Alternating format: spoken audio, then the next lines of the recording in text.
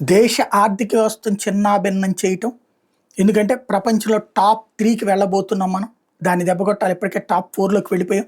అలాగే విదేశీ మారకద్రవ్య నిల్వలు భారీగా ఉన్నాయి.